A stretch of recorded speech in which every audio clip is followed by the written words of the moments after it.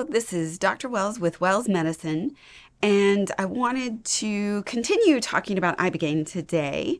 This is a substance that is created from a plant from West Africa called the Iboga plant, and it's used in African shamanistic medicine to create intense psychedelic journeys, and with the sort of therapeutic underpinnings of a shamanistic voyaging, journeying experience to help heal the body and mind in their medical system.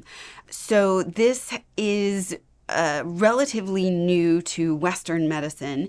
There have been people who had heard of Ibogaine and Iboga and traveling to West Africa to use this, but it kind of broke into the scene of psychedelic medications kind of around 10-ish years ago, but still because of its illegal status and because of the psychedelic medications, it's a very, very intense, often very dark journey, and because it lasts for so long, up to 24 to 36 hours, it's not been one of the more popular ones.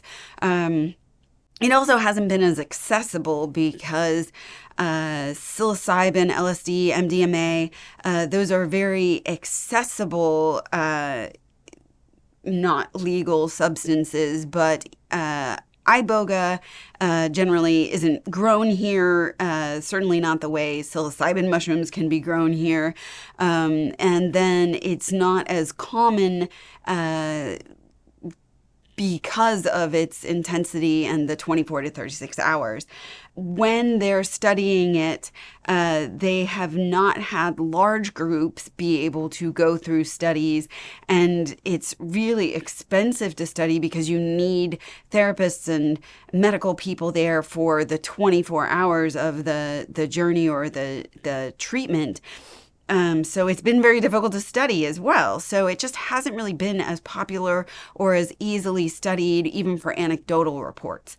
But it does seem to have specific differences from other psychedelics in that it seems to be very effective specifically for addiction treatment and PTSD, which have been traditionally very difficult to treat. It's possible that Ibogaine may have up to 90% success in treating addiction and PTSD. So I think a lot of people seeking treatment for addiction, because it is so difficult, are willing to go through the 24 to 36 hour intense dark journey. And so it's been sought after for that. Now, because addiction and PTSD, especially among veterans, have been such hot button topics and so desperately needing new treatments, I think there has been a sort of opening of the medical mind towards investigating this. We just aren't getting a lot of new treatments for addiction and for PTSD. And it has been such a plague in society with the opioid epidemic crisis and so many deaths of young people, typically called deaths of despair. And then with all the PTSD, specifically now that we're, having more soldiers coming back from the Afghanistan wars and then, going off to Iran, that I think people are very interested and open and searching for answers through this medication or through this treatment that they're hoping to turn into a standardized, controlled medication. And I think a lot of us are excited, but also nervous about this at the same time, because in the anecdotal reports, in the treatment protocols that we've seen for Ibogaine, there is a lot of risk associated with it because it is 24 to 36 hours. that can be very intense, very dark. They need a lot of therapy to help them integrate what they go through in this processing of the experience. And then there are some risks associated with it as well, because Ibogaine interacts with so many different things. So patients need to be off their SSRIs and other antidepressant, antipsychotic medications to ensure that there isn't an interaction, which can be very serious and severe interactions.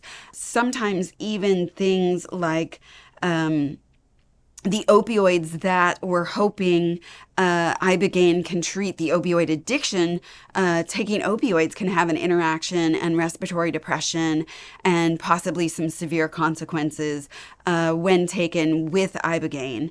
Also, even simple things like grapefruit juice can heavily induce enzymes that interact with medications and can prolong the Ibogaine experience and make it more neurotoxic and more cardiotoxic. So you have to be very careful when using this treatment, because it is such a long experience and can sometimes induce vomiting or diarrhea. Sometimes you can end up with electrolyte abnormalities because patients are so long not able to eat or drink, or they're having vomiting and diarrhea.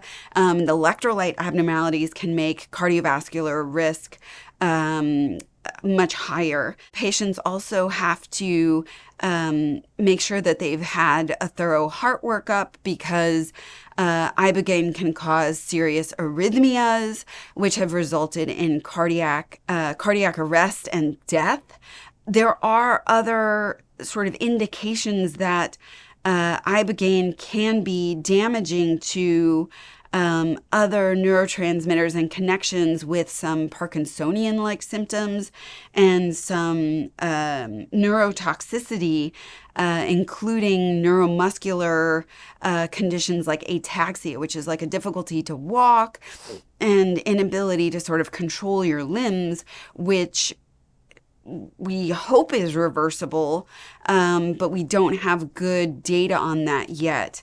And since we only have a very small study population so far, these are anecdotal reports, but when you put a large population of people through a medication that hasn't been studied in a large population, sometimes these small anecdotal reports end up being hundreds or thousands of people in the larger population. So these are things to kind of be aware of and watch out for. So I'm very hesitant about the idea of just decriminalizing this medication and offering it to patients without medical supervision, whether it's an EKG beforehand or EKG during, and having medical care close by during the treatment process. And then sometimes there can be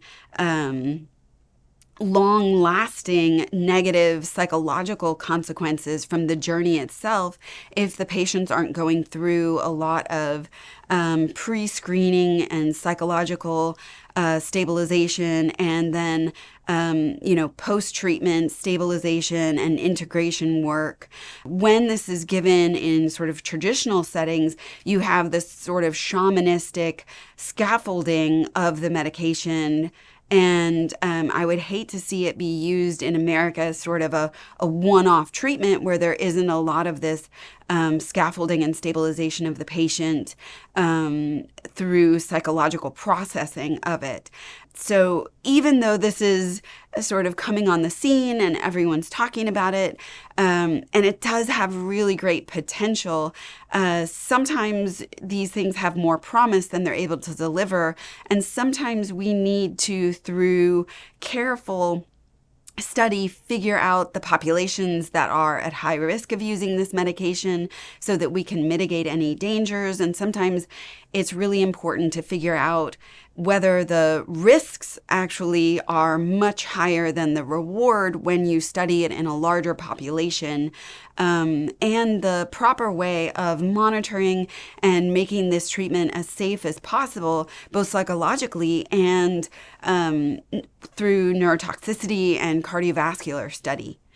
So those are my hopes with this new treatment, and I hope that they do find that it's amazing and wonderful and successful, and that it can be safely administered, because I would love to be able to have access to something that has the possibility of 90% opioid addiction recovery and 90% PTSD recovery.